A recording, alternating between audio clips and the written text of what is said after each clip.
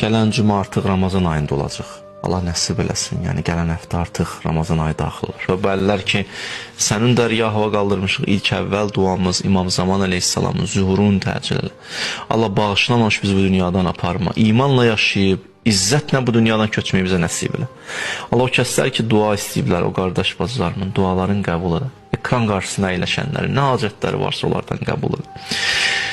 İlah xəstələrimizi tezinə şifaya acil inayət elə, övladı olmayanlara övlad nəsib elə, subaylarımıza gözəl ailə nəsib elə, ailə müşkül olanların müşküllərin tezinə həll elə, borcu olanların borcların verməkdə onlara yardımcı ol, evsiz qardaşlarımıza ev nəsib elə, işsiz qardaşlarımıza iş nəsib elə. İlah və Rəbb, sən and verirəm izzət və cəlalı var, Ramazan ayının günlərini yaşamağı, oruclarını tutmağı bizlərə nəsib elə.